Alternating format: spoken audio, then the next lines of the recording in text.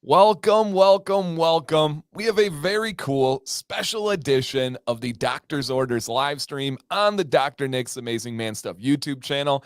My name is Dan C. Bearded, and I'm the co-host of this show, kind of just the point guard, assisting, dropping dimes and passes, setting everybody up. I would welcome everybody in the chat as you guys come in to hit that thumbs up on the stream. This is a new and growing YouTube channel with almost a year of full investment in it. So getting past, I can't even say new, but hey, we're creeping up on that 1,000 subscriber major goal for this channel. So any help there with liking, sharing, commenting, getting involved is greatly appreciated, you guys. And I'm going to let the man explain what's going on today, and we're going to have a great conversation. I am thoroughly impressed with the video and audio quality and the internet connection, and I think you guys will be too once you hear the story. But this man over here is the man with a bun, the man with a beard, the man with a plan on his honeymoon, the doctor himself, Mr. Nick. Nick, how are you doing? What's going on? Where are we at? Hit the people. Oh man, what is up, guys? I'm coming to you live from Guanacaste province, Tamarindo, Costa Rica, and it is just beautiful. I have no idea what the hell we deserve to be here doing this stream from here today, but I'm certainly glad we did whatever it was, because man, this has been fantastic. Oh yeah, don't worry, because no. There's no beard trimming. This year is just beach beard, because right back there. If you look back that way, you can't really see it. I might even move my laptop at some point here and give you guys a little walk around of this, because it's just cool. I'm about 100 feet from the beach. We're here at a place called Ocho Artisan Bungalows, which is like a little collection of like 8 or 10 little bungalows that are around like this little lagoon and river that's filled with crocodiles and monkeys. And it's right here on the water. So every morning we've been hopping out, going to get straight in the water. I've been throwing my beard in a bun, and that's where it's been staying pretty much all day. So you're already awesome. Catching me after that. And so today, you guys, we're going to talk all about the trip. We're going to talk about the experiences with Nick and Jill, the people, the food, the coffee, just the impressions in general. So if you guys have questions, if you have topics, experiences, go ahead and drop those. I'll star some of them in the chat and kind of feed them to Nick as we go. But this is just going to be kind of talking about Costa Rica. And then if you guys have some beard questions and beard topics, you guys know how we roll here. We'll kind of infuse it in and kind of go through. But to begin, right away, Leo says, I understand Costa Rica is one of the blue zones of health and longevity. Have you heard anything about that or aware of that at all? Yes. And so the water here, the water, the air, the everything. There's something about this place that does exactly that, Leo. Like it actually feels like if there's things wrong with you when you get here, they go away by the time you're gone after you sit in the water. It's like, I think the first, I don't know, it just strips it out of you. There's something about, I don't know if it's the humidity. I don't know if it's just the salt content and the briny water out here or what. But I mean, it is. It's like you feel revived. Like every day you wake up here, it's like, it's hard to, I don't know, it's hard to sleep in. You wake up and smell the air. You want to go out to the ocean and float and swim around, and it's awesome. But yeah, as far as the blue zones go, someone was actually talking about that the other night. These guys we met from Argentina, they were talking about how they run like an eco camp. It's like a self-sustaining community right north of here, that they just started about 2 years ago. They said it's still kind of new. Like they just have running water as of like a year ago ish. And that's exactly what they focus on. They're starting to bring people here and letting them stay on the eco camp. And they, they're trying to like help people cure diseases just with the jungle. It's interesting. And it's like a whole group of people focused on the same thing. Interesting. So I found this graphic on the blue zones, and it looks like, Costa Rica is one of the 5 blue zones. So super interesting. Super interesting. I wonder, my initial gut instinct would say there has to be something that has to do with a couple of things. Number one, there has to be a lower level of stress based on either just being in touch with nature and the water and just the environment. That has to be something that has an impact on health and longevity. Has to be. I think. Yeah. I think stress and inflammation that comes from it is one of the leading causes of a shorter life and health concerns and issues. I mean, they say stress is one of the main killers Yeah. of people. And I think we just say that like it's a phrase and we overpet, but it's like we can diagnose things, right? You can diagnose cancer, you can diagnose diabetes. It's really hard. Nobody ever leaves like, well, I left the doctor today and now, man, diagnosed me with stress, but I really think it is a huge, huge factor in that. And then I would imagine that food would be an ass. Yeah, exactly, Leo. I would imagine food would be another huge part of it. What is locally available? What is common? What is cultural? What is consumed? That's got to be those. I think are the two biggest parts. I was literally going to say stress and food, and then the environment, which is kind of lumped into both of those, have to be the biggest factors in that. Oh, dude, they have to be. And if you're right, I mean, it would totally make sense because the stress levels down here are like non-existent with most people. Like, imagine all these places that are blue zones probably have something else in common, which is like the timing of things and people's urgency to get things done. And I imagine in the blue zones, it's slightly lower than the rest of the world. Yeah. And Like, yeah, Grateful Bear says it's Dan hits the stress thing on the head. It's one of the commonalities in these blue zones within the books. wow, that's really freaking cool. Interesting. And, And I've heard mention of it since I've been down here. I actually didn't know which parts of the world that included, though. yeah, this is the first time I've ever heard of these blue zones of health and longevity. That's really cool. What Very part of interesting. Costa Rica? My wife's side is from there. So we're like in the northwest corner of the country. So like right south of Nicaragua. And it's a province called Guanacaste. And the town we're in is called Tamarindo. There you go. Yep, Hey, Jill Judd, nailed it there. hope you're doing well. Hope the family's feeling well. I know you had some family things going on, so hope everybody's doing good. Judd, thanks for stopping in, man. Yeah, I hope you're doing all right, Judd. Hope everything's good, man. All right, and then Ken says that his wife's family is from, I'm going to butcher it, but Barra del Colorado. Yeah, Barra del Colorado. Nailed it. Yeah, and, it's and if I say it wrong, Jill will correct me because she has been my very attractive Spanish teacher the whole time we've been here. Yeah, talk about like too hot for teacher on your honeymoon here. It's like my wife teaching me how to say sweet nothings to her in Spanish. She apparently, I don't know if anyone probably figured this out before now, Jill apparently paid a whole lot more attention in high school than I did. Shocker. Kind of weird. Crazy. Wouldn't have guessed that, I bet. No, never. And Kevin B kills it right here. I think this is a recipe for success. He said, less stress, close family and friends, natural foods.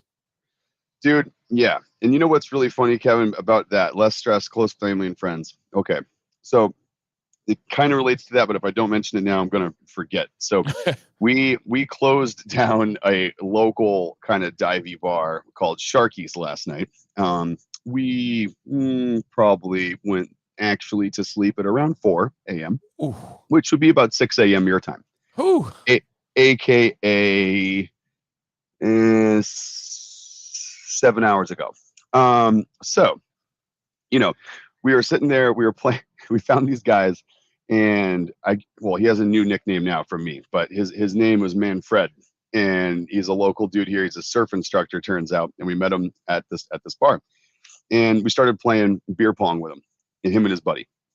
And there's language barrier, of course, going back and forth. He actually spoke really, really good English. But it was just funny because we got to talking a little bit afterwards. And I was like, what the hell is it down here? Like, I don't even communicate with you guys in your native language. And we go out to these bars and meet people, and we get along better with people that we barely can communicate with, almost better than the majority of people that we meet going out in the States. And it's just a different attitude, right? Like, you meet these guys, they're close friends. There's very little ego with these people most times. They're friendly. They like to meet new people, and they're just really welcoming. Like, you walk down certain spots and you're like, I don't know, does that place seem a little shady? And then all of a sudden you get there and everyone wants to like give you hugs and say hi and show you around and introduce you to people. Like, it's I don't know, very, very cool culture. Super open, cool. Very welcoming. Yeah. What's the and I'm gonna look it up, but what's the population of Costa Rica? What do you think? I don't know. It's a big country. I actually have zero basis to even guess that. Yeah, I have no idea. I was trying to think of a state that it would be similar to, and I was off a little bit. So it's around 5 million. Okay. So about half the population of Michigan. Wow. Yeah. That's actually kind of less than I thought. For where they're at. That's Yeah, me too. I was yeah, thinking more along the lines of 10. So we're talking the most similar comparison would be either South Carolina or Alabama. interesting. Mm-hmm. Wow. I About guess it's because smack they're dab in the just middle. so yeah, and you look at the size difference of like the country compared Yeah, to like the state, and it's just because there's so much uninhabited space probably from right. rainforest and everything else. Like the per capita density is just lower. So cool. Speaking of rainforest, what are some Mm. of like the animals and insects? I keep seeing a little bird, or not little, but a bird that's like over your shoulder hanging out. But what do you guys see there? Like this is such Oh a yeah. foreign thing to me. Yeah, so there's like a big bunch of bananas hanging from this tree right here behind Oh me. man. And there's a little bird that keeps coming down and like checking them out and like making sure that, no one's messing with his bananas, I think. But there's like, I mean, holy crap, man. Over in the little river here next to us, there's a crocodile. We've yet to see him, but we hear he's What? in there. Yeah, and we keep hearing like all night last night were these howler monkeys screeching. Like they kind of make like this low growling, screeching, projecting sound. And so you can hear them from our room. So falling asleep at night, it's a mix of nighttime birds, howler monkeys, and waves. That's all you hear all night.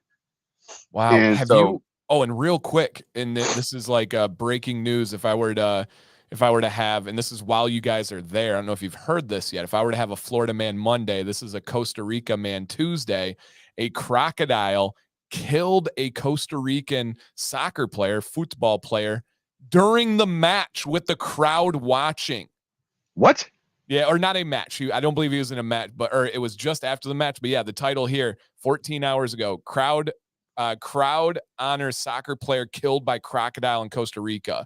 Huge crowd lines the street as Costa Rican football player is eaten by a crocodile. How did that even occur? Like, how would that many people be around someone being eaten by a crocodile? How I does that happen? Dude, he was 29. He was a passionate soccer player, and he was coming off from the summer heat in the river, or cooling off. So he went in the river to cool off, and the crocodile snatched him up, and that's it. That's a wrap. Holy crap. All right. So, to that point, I guess that is a thing here. So, right over there, there's a sign that says, do not go in the water, crocodile. Oh, And trust it. yes, well, listen to that sign. So, yesterday, the day before yesterday, we're hanging out in this lawn chair, sitting on the beach, kind of just taking a break. And because, oh man, just swimming in the ocean was so exhausting. We just needed a little break from Oh, it, not do oh anything. Things man. were getting, things were getting kind of tense. All right. I had to go find my water.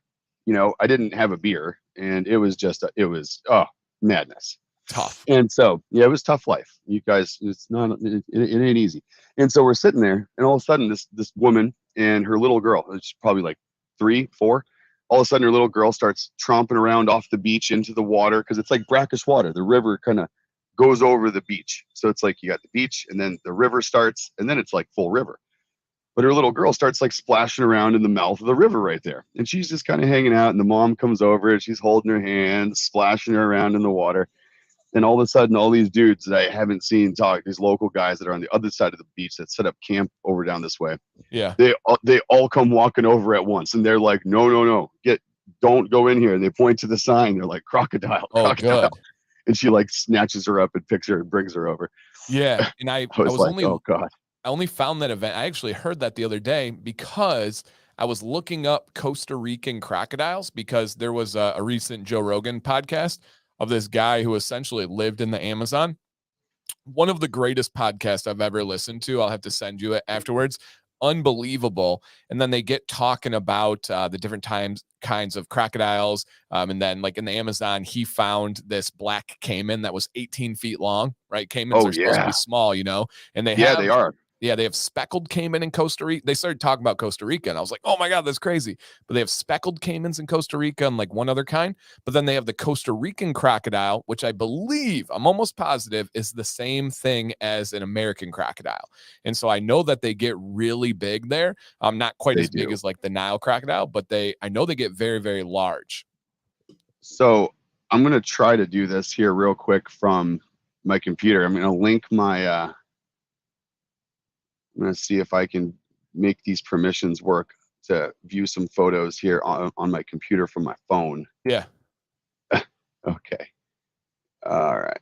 So we'll see what it does here. We'll see if it loads in a minute. But we saw good with this preserve we went to yesterday. How long do you think that crocodile was, baby? That thing had to have been about 12 feet long. He was a monster. Big, Oh, I bet. huge, light gray colored crocodile just chilling. And I was kind of like, you get up next to him and you're like, oh, okay, there's supposed to be a crocodile in here. And you're kind of looking around and all of a sudden you're like, whoa, whoa, never mind. He was right in front of me like the entire time. He was just right there. Wow. They're just so well disguised and they blend in with the rocks. Oh, You yeah. can barely see them. Oh, Yeah. yeah. And they essentially want to leave you alone. You know, they don't want to mess with you. They totally do want to leave you alone. Okay. Oh, here we go. Yeah. I think I found him right here. Let me Okay. share my screen here first. Let me see if it'll actually load. And in case I had a couple people asking who the podcast was with, I put the name in the chat, guys. It's Paul Rosalie.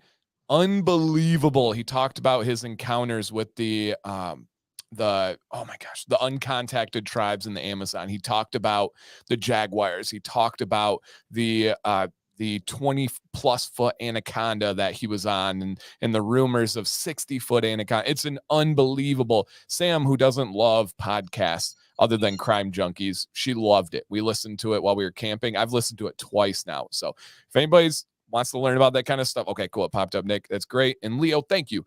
Leo says, speaking of podcasts, the Process 34 interview of Dan is really good. Thank you, Leo.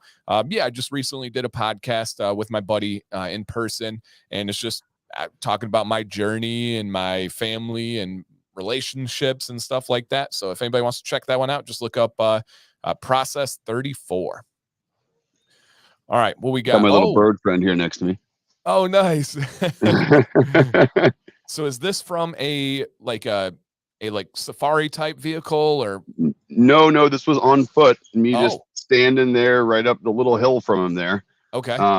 It was in like a refuge. So it's, animals that can't exist for whatever reason out in the wild, and they partially, some of them are partially captive, some of them are all the way, kind of domesticated. But yeah, this guy's just chilling. Whatever landed him there, that's where he is, and he's got another little buddy in there with him that's about half his size, and then there's a couple caimans a little further way down.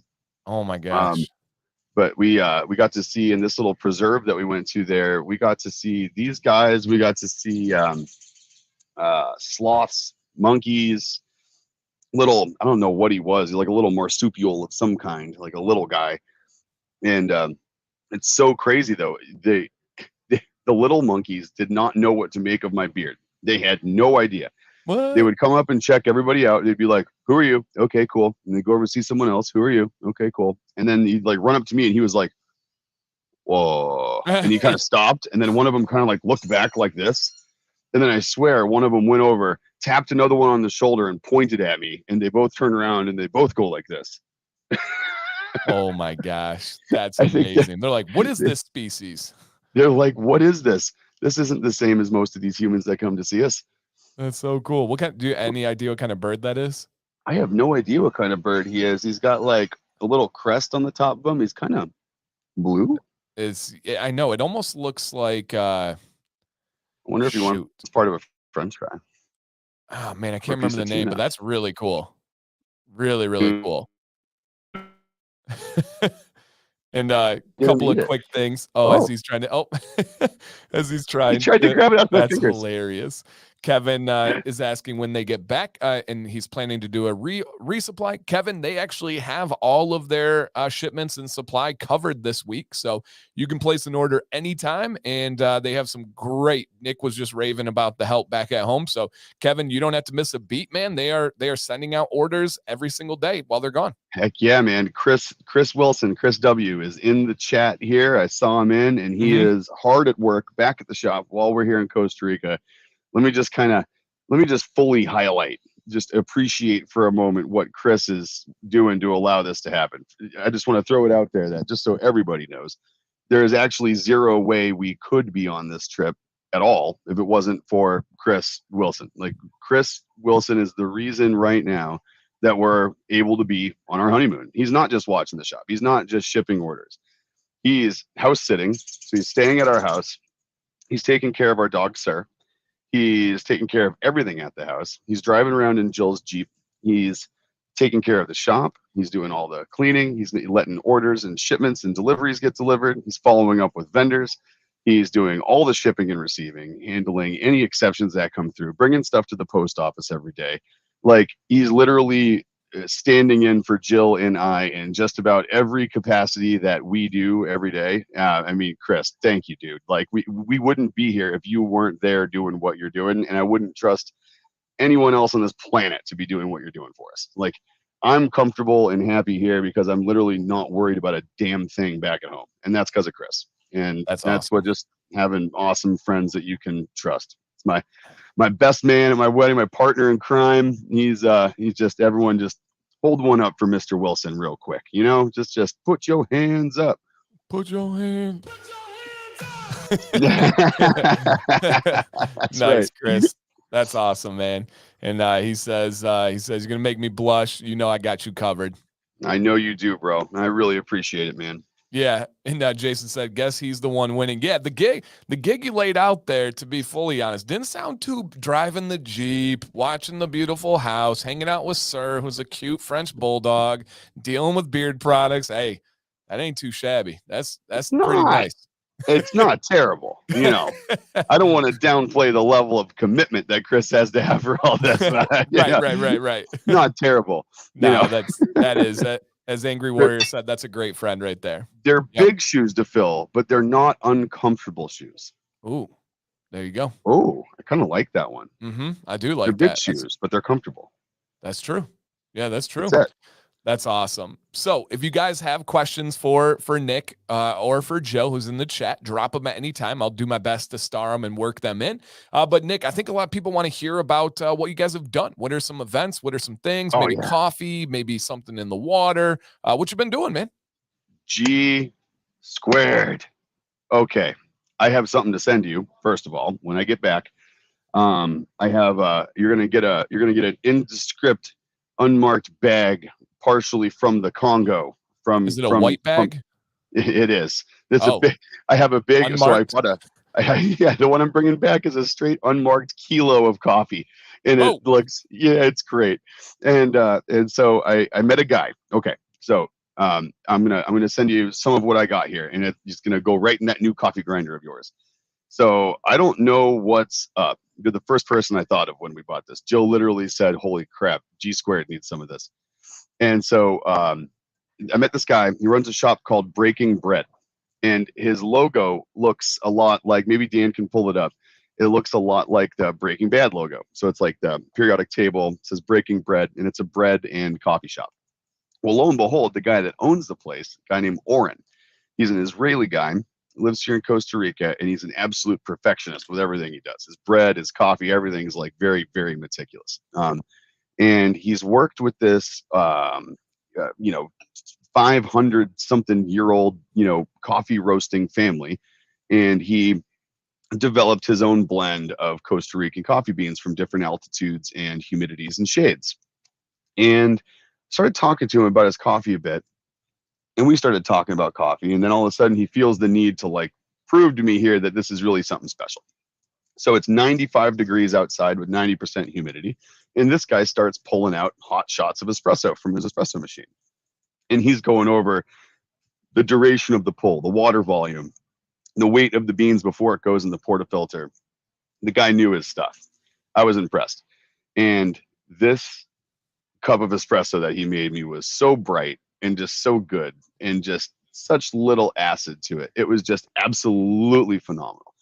And I asked him, I was like, dude, I buy Costa Rican coffee back in the States all the time. Like, what the hell how is this different? Like, I understand there should be a difference, but like, how is it this different? And he's like, well, most of the stuff you get in the States is probably sitting in a warehouse for 6 months to a year or longer. He's like, this stuff, he's like, I get it and it's too fresh. He's like, it still has too much gases in it. He's like, so I have to let it degas for 3 weeks before I can even grind it because it's too fresh. And I was like, holy hell. So like, walk me through that. So we go, behind the counter, into the bakery, into the shop. I start getting the full rundown of how all this is going. Next thing you know, me and this guy are trying to figure out how we set up a US distribution for his brand of beans. Of course, that's where this goes. But Jill's like, no. You're not going to be a coffee distributor now. You're going to find someone else to hook this guy up with. And but this coffee was just insane, dude. Like it's a totally different world. It's completely different. I was telling Dan before the stream started, before I met this guy, partially the reason we went to go look for people with good coffee and just cool stuff, and Jill wanted to hit this place up anyway. I ask, no, so I'm sitting here asking, so we check in, and I'm like, okay, where do we go in the morning to get coffee? And the guy's like, oh, well, you just gotta, I got the best coffee. I left some in your room, this and that. So we got this little drip machine, like a $5, Big Lots coffee drip machine. And I wake up in the morning and I was like, there's no way this is going to be good coffee. Paper filter, cheap coffee maker. I'll deal with it and go get something. And half awake in the morning, I make my drip coffee scoop, put it all in there. And I literally ran over to wake Jill up when I took my first sip. I was like, this is the best coffee I've ever freaking tried. It was the best damn coffee. And everywhere so far has been the best damn coffee. It's different here. It's fresh. It hasn't been sitting in a warehouse for a year. Like, I feel like I've been partially lied to about what good Costa Rican coffee was for a really long time. Yeah, it's awesome. Oh God, when the Kevin coffee B is says, that good. You could be the stateside distributor or reseller to Jill's joy.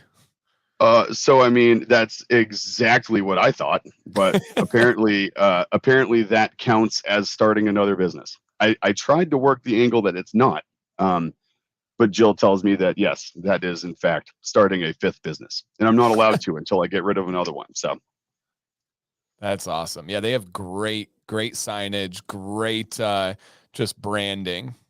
And so I asked him, I was like, so if you went to the States, are you concerned at all about the slight brand overstep here? I'm like, have you had any problems? Like, what's up with anyone come after you for using the logo or the font or anything else? And he's like, yeah. He's like, Sony came after me a couple years ago.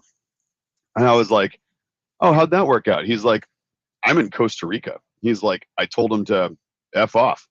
And I was like, then what happened? He's like, no, they stopped calling me. Okay. I was like, that's fantastic. And he's like, to be fair, he's like, I made that vector. He's like, that's actually based on a photo of me. He's like, I'm Israeli and I'm Jewish.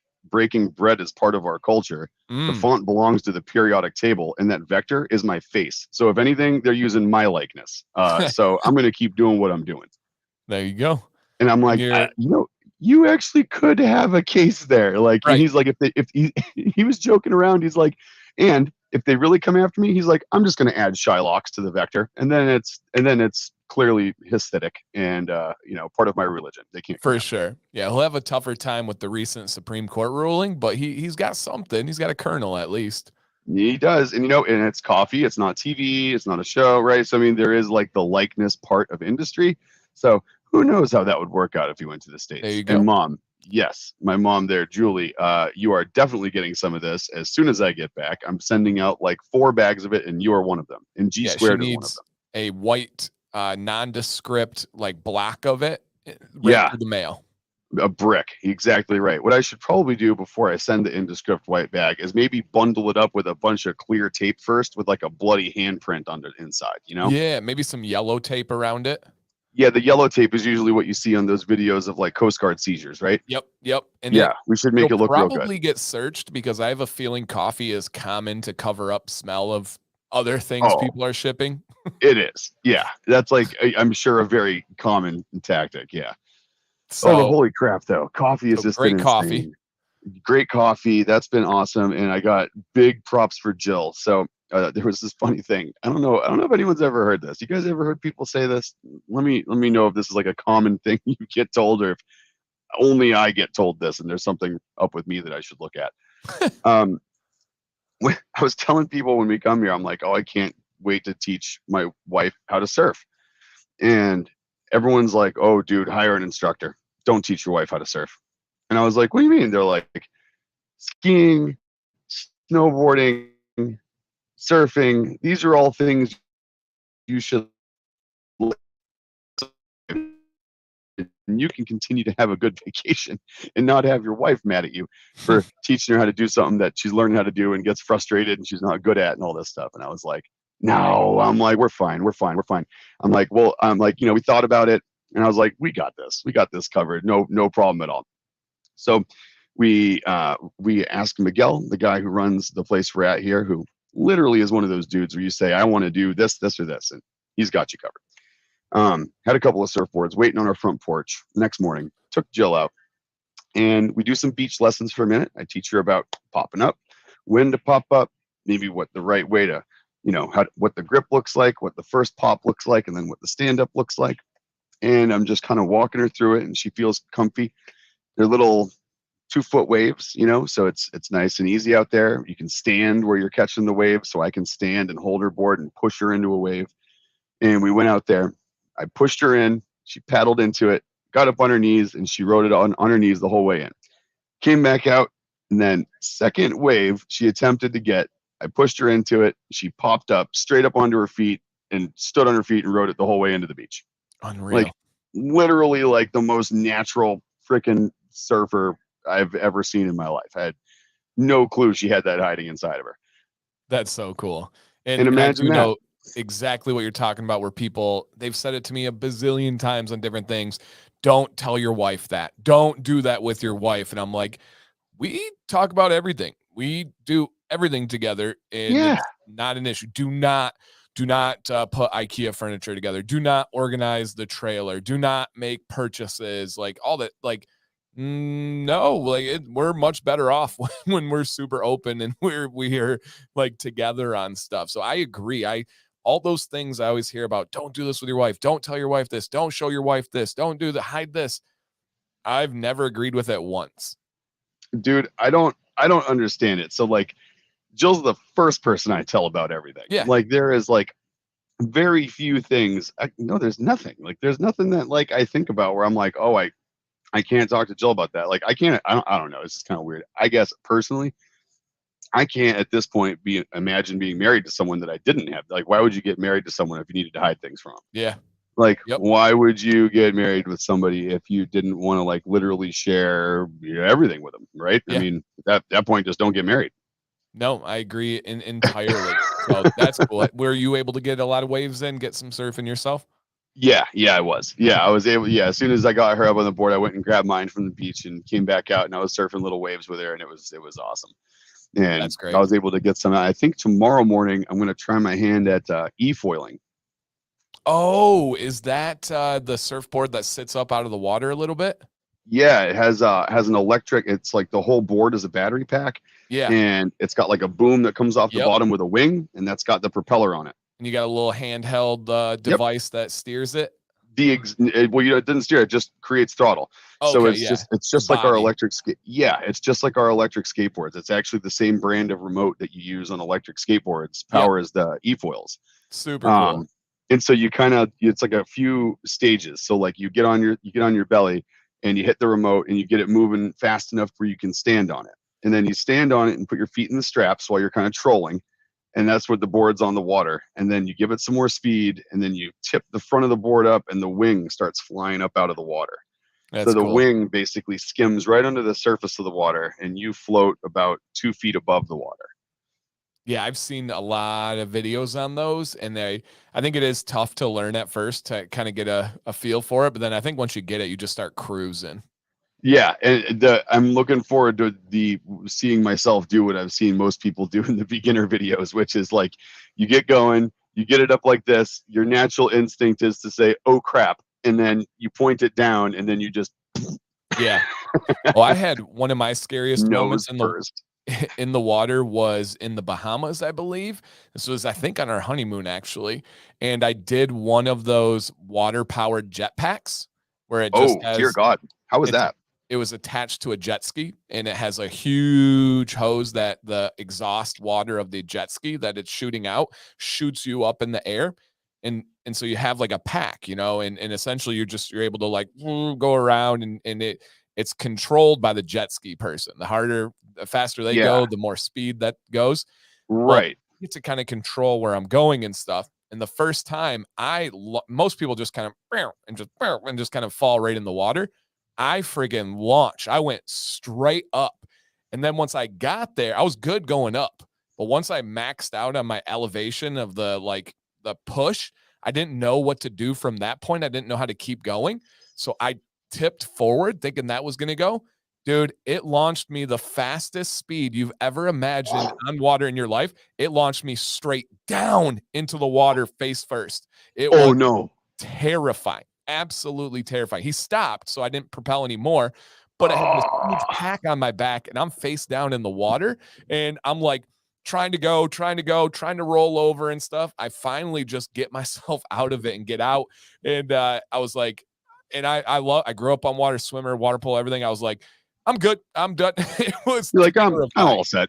Yeah, I'm all set. So wait a minute. If you go, I've always kind of wondered this. So if you land face down with one of those Yeah. things on your back and it's a big pack Yep.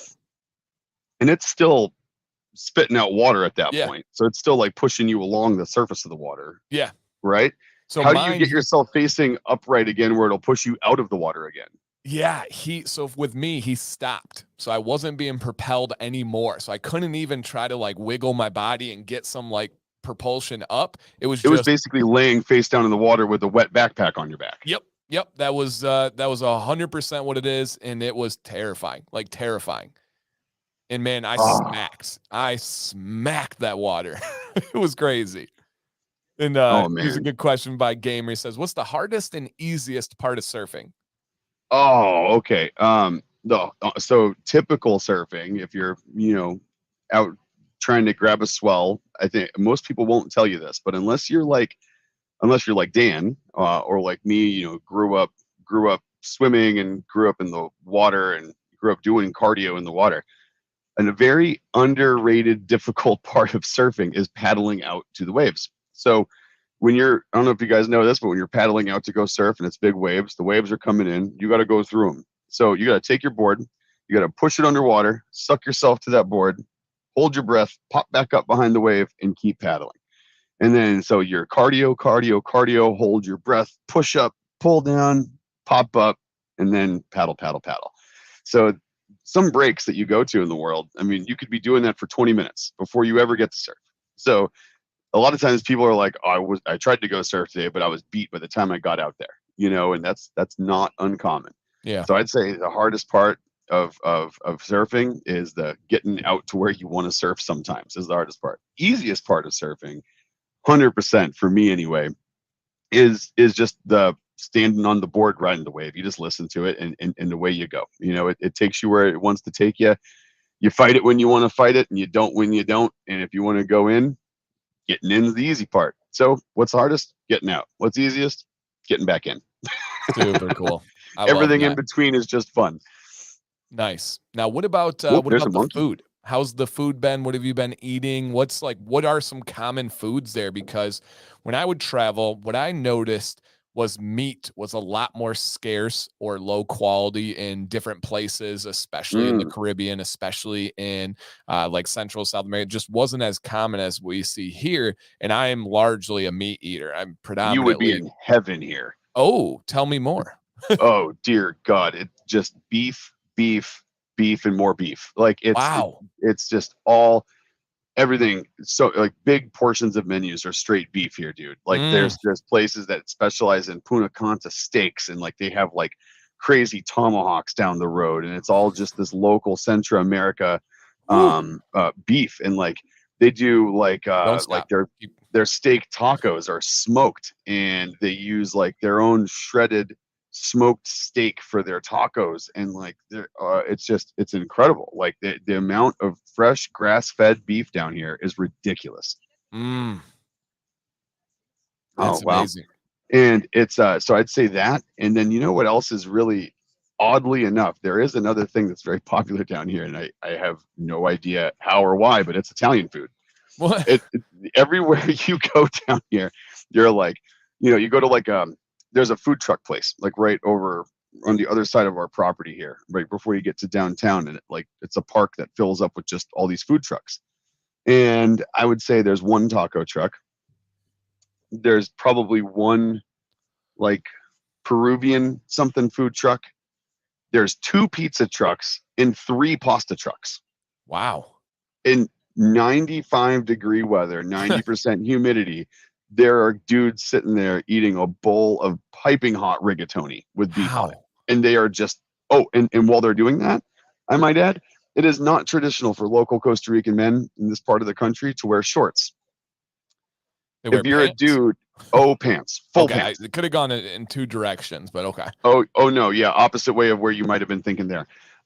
Everyone's sitting around eating those hot bowls of pasta, sitting in the sun. They are wearing jeans. They're wearing full shirts. Nope. Some of them are wearing, they got hats, they got boots on, and they're sitting in the sun, not a drip of sweat on them anywhere, eating 100-degree bowls of pasta. Just built different. Like, dude, I look at them and I start getting like heat stroke. I'm like, holy crap, I'm going to walk by you and pass out right now. Man.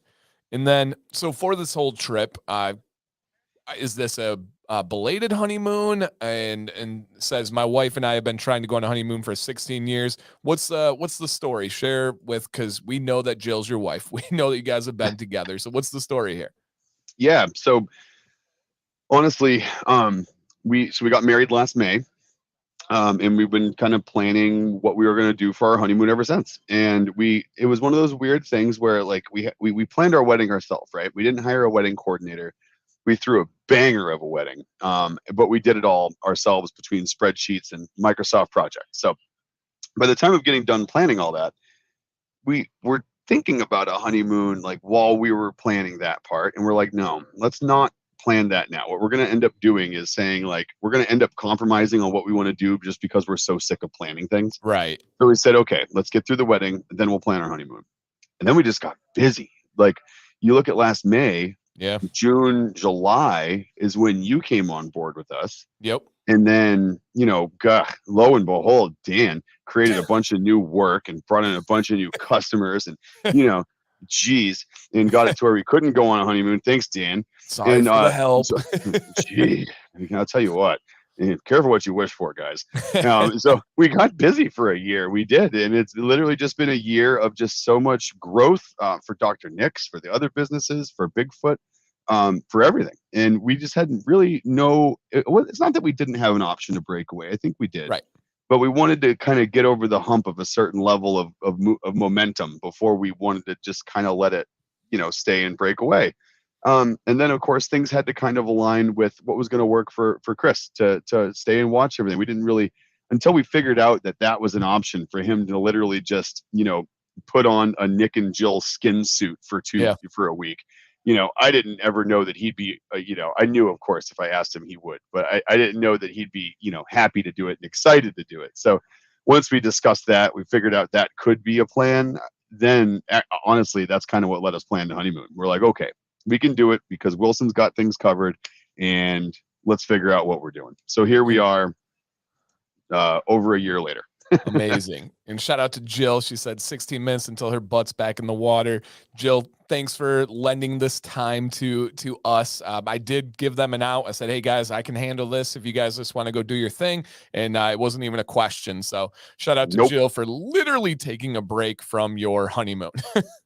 Oh, you kidding me? Like both of us this morning, we were kind of laying around being lazy, and we're like, all right, we got a little bit. We can go in the ocean here. Let's grab a mimosa. Nice. Okay, fine. It's tough life. It really is. And I got the best dude in the world ever sitting across over there, Miguel. He's a good guy. If I catch his eye, I'm going to introduce him.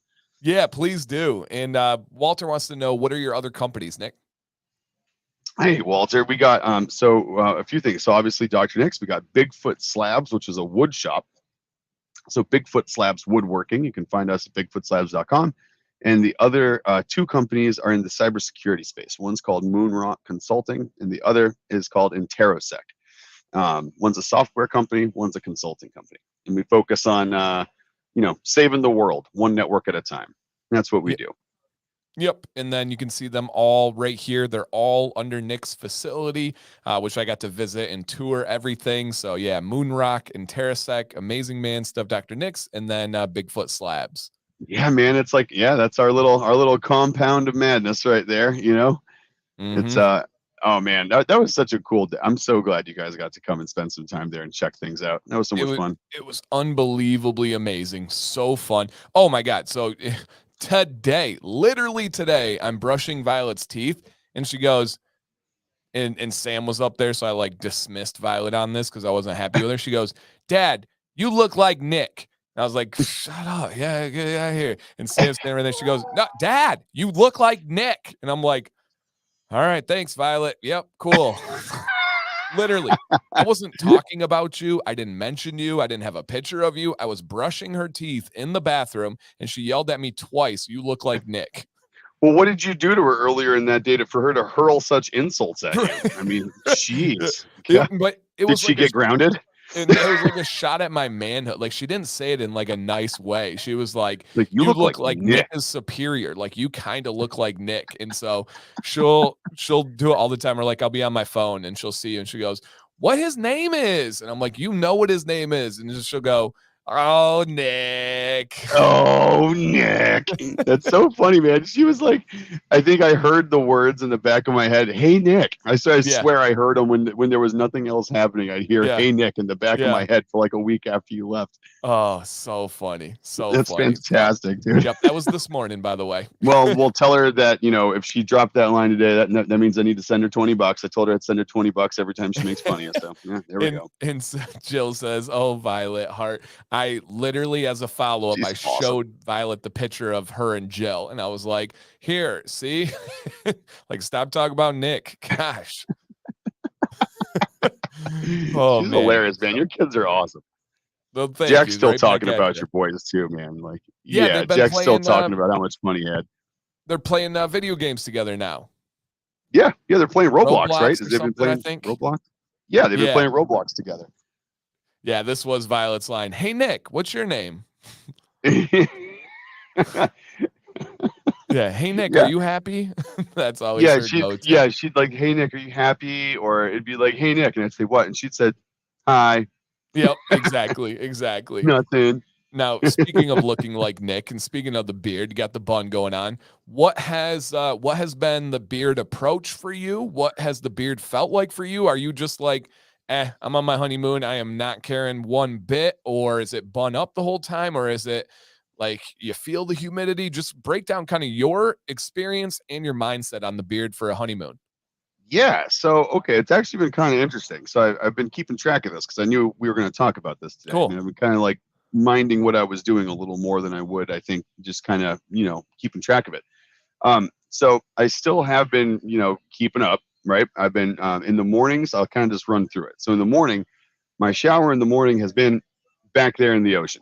So we literally walk out of the bungalow each morning, walk about 45 seconds, and we're in the ocean. And so at that point, beard's already in a bun from sleeping. So I go leave it in straight out into the water, and it stays that way until we're about to go out in town and I'm going to shower. Right. So after banging around on the beach, hanging out, doing our thing, maybe have some breakfast, go in, shower. And then I've noticed I still can't break away from my normal routine. Uh, I've been doing a little bit of oil, no butter in the morning, only at night. And after the oil, I've still been hitting it with my Aberlite.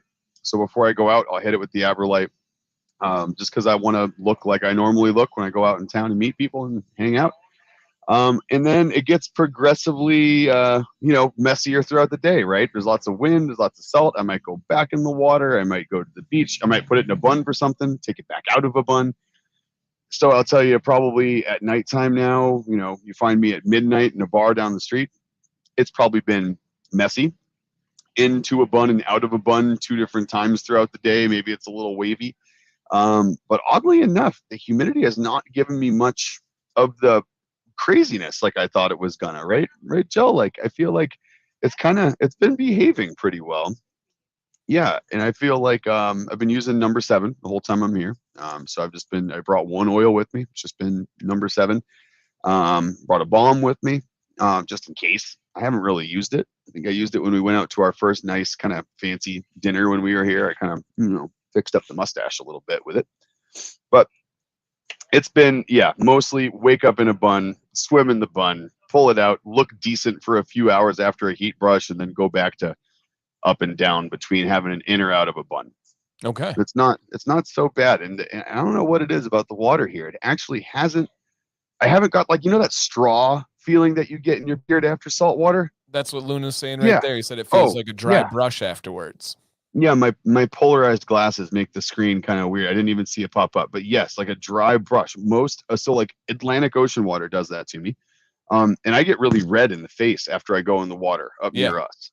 So if I go in the water near us afterwards, I have red under the beard, and it's definitely irritated. Here I have not experienced that, and the water is much saltier. It's very briny. I wonder if there's some vitamins to it or some minerals. Something. There's got to be, because the other night I totally messed up. We went in the ocean late at night. Then we went in the saltwater pool.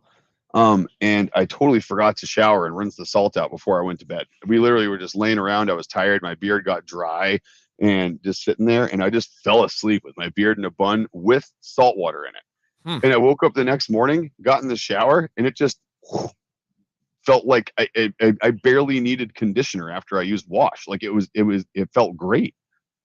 Yeah, humidity, it's the one thing we know can mess with the styling and stuff. Humidity is amazing for skin and hair. Like dry climate is not good for skin or hair. It's just not. Humidity is fantastic for the health and the feel of your skin and hair. So I would imagine that especially like your beard getting new, right? Being new to that is like, whoa, what is this 24/7 climate? Because my beard was like that in the Dominican too. Yeah, it's probably just like soaking it up. I think that's what it must be doing, because it hasn't been unruly at all. Number 7's been great. I haven't felt like it was heavy at all. Like there hasn't been anything really out of line at all, man. But nice. Holy crap though. What else? So like food stuff. We ended up finding a really cool brewery yesterday. Had some awesome food. What's been your favorite thing you've eaten here so far? Shrimp tacos from Green Papaya. They make homemade flour tortillas, and it was the weirdest thing. Back to the Italian food. We're at the place called Green Papaya, and we order shrimp tacos. What kind of shrimp do they have in these shrimp tacos? Garlic butter shrimp. Like what is, it's like even things that aren't Italian food here are very much influenced by Italian food. Yeah. Interesting. So funny. Yeah. And Jill says that everyone's fascinated by your beard length. Is that a icebreaker, a topic of conversation pretty much everywhere? Oh, literally everywhere. Yeah. I mean, it's huge. Like it was funny. The other day we were out in front of a bar. We were actually, we were out here. Miguel, the guy who runs the place that we're at here at Ocho, he set us up with a really nice table on the beach. He found out it was our honeymoon. He left wine and flowers in our room. He set us up with a private table on the sand during a sunset, the sun going down right over the water with our table there, and just set us up real nice. And we were sitting there talking to this other couple. They're from Colorado, and they deal with CBD products and salves and stuff like that. So we were talking to them about beard products. They're talking to us about their CBD products. It was pretty cool.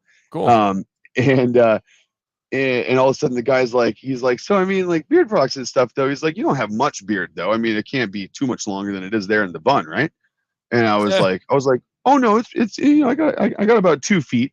And he's like, yeah, okay, cool. How long is it actually? And I was like, about 2 feet. And I go and I pull it out of the bun, and I'm like, oop. And I get to here, and he's like, oh wow, that's long. And I was like, oh wait, you want the rest? And he's like, holy crap. And I was like, oh, how about that? Oh my gosh. And he's like, holy shit. He's like, he's like, how do you hide all that beard in that little bun? That's great. That's great. It was so funny. Yeah. It was hilarious. I love going places and where beards that are longer are not common. It's just constant looks. Oh, dude, it's constant. Baby, with 5 minutes left, we got to introduce Miguel, the guy who's made our honeymoon as awesome as it is. Yeah, please do. When you get a sec. He's not busy. He was just sitting there tapping his hands, looking out at the beach. Looked like That he would was be great. playing. Yeah, have him come stand right behind here. So as we wait for him, any plans for the last couple of days you guys are there? Yeah, yeah. Today we're supposed to get a bunch of thunderstorms later in the afternoon. So we're basically going to be like, we're going to get rained out all afternoon. And oh, he looks like he's getting a little. I think he's good. He might be getting stage fright. We'll see. Oh my gosh. But we have some thunderstorms coming in today, and then we're probably just going to hang out around here. Maybe go hit up some stuff locally that we wanted to check out for things we Yeah. want to bring home. So we'll be doing some of those things, and then tomorrow, yeah, hit up some e-foil, and then we are thinking about maybe driving out towards a rainforest tomorrow when it's not quite so rainy. Yeah. But but yeah, I think it's basically kind of like the things that we've seen around town now that we're kind of like wanting to go like see here and there. I think is kind of what Perfect. we're going to be doing for the next couple of days. Oh, okay. So you're not going to be able to hear these guys because we're on a live stream on YouTube. All right, this is Miguel, and I'm going to just tell you guys, if you're ever coming to Costa Rica, Ocho Artisan Bungalows should not even be the name of the resort. It should be called Miguel's House because you feel like you're staying at Miguel's house when you're here. This dude has literally made this trip something that I couldn't even have imagined. And it's literally feeling like I'm at home. I feel like I'm welcomed. And this guy has literally done, I mean, dude, you've done like anything you can to make this the best trip ever. Well, I try to make you comfortable and have a nice experience with us. And really, you guys are unbelievable. And I Oh, wish the best wishes for you and your business and your future. oh, This is your house. oh, Door is man. open. You don't need to knock the door. Door is open. Oh, Miguel. I'm telling you, if anyone just wants to have the best experience they've ever had, get a hold of Miguel. Tell him what you want to do. Tell him where you want to stay, what you like, and he'll make sure like literally all of it happens somehow. Is this guy? Thank This you, Nick. guy. Thank you, Nick. Oh, And thank you, lovely oh, Jill. Joe. You Yeah. guys are unbelievable already. And this is your house, guys. Oh man, see, you heard it from him. This is your house. You want to come here? This is your house too. And he makes you feel like it's your house, man. He really freaking does. From the second we walked in here, like I felt like my shoulders went down. I felt comfortable. Felt like I had someone that I could trust. And I mean, what more can you ask when you come to an unfamiliar country? You know, you just want to feel like you're at home and you're welcome. This guy does that.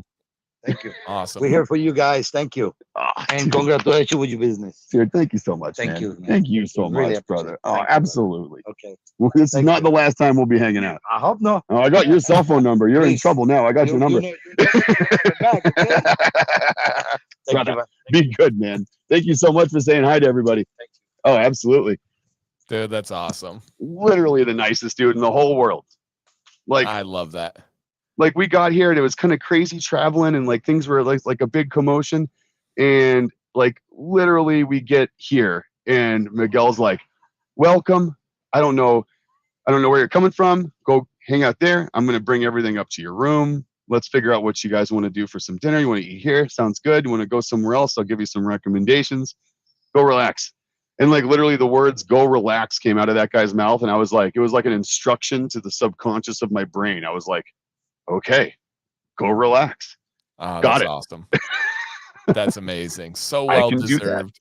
And again, thank you to Jill and Nick, of course, for taking time to come on here and chop it up with us. And thank you guys for Absolutely. watching, man. There's been over 40 people this whole time listening to Costa Rica. I mean, listening to Honeymoon. How Dude. cool is that? Thank you guys so much for hanging out with us on our honeymoon. I mean, like you say, thanks to us for joining in. Like this is an awesome little breakup from, you know, the exhausting work we're putting in over here. So I mean, this was great. And you know, honestly, I just one of the most important things about being on this stream for me today, I'm just going to say it again. I'm going to make Wilson blush again. One of the most important reasons for me getting on here today was just to let everybody know that everything that's happening right now with Dr. Nix is happening because of Chris. And the whole reason we're here is because Chris Wilson made it possible for us to be here. So I just, again, Chris, thank you so freaking much, man. I wanted you to see my face on video, just letting you know how appreciative we are. And, you know, it doesn't, we don't take it lightly, man. And I know, you know, I'd do the same for you and you know I would. So it's just, this is just awesome, man. It's just so cool. Awesome. You guys are awesome. Thanks for coming. Awesome, you guys. Hey, same time, same place next week. Nick will be back in the lab in the studio, and we'll be talking about some things like essential oils and scent creation and kind of the science behind that. And hopefully we'll have Jill on video with us as well for the Jill's stream. on next week. Yeah. Yep. So that'll be a You lot guys of fun, get to you see guys. Jill and her new beautiful tan that she's bringing back from Costa Rica. There you go. And I'm sure we'll have some lingering Costa Rica stories, you guys know. So be here for that as well. All right, Nick. Oh, we will. Final send off, whatever you want to say to the people. Oh, from live coming at you from, Guanacaste, Tamarindo, Costa Rica. We love you guys. Thanks so much for the support. You were here on our honeymoon, not only because of Chris, but you guys made this possible. And we're here for you. Thanks for coming, and we'll see you next week, 1 o'clock in the lab.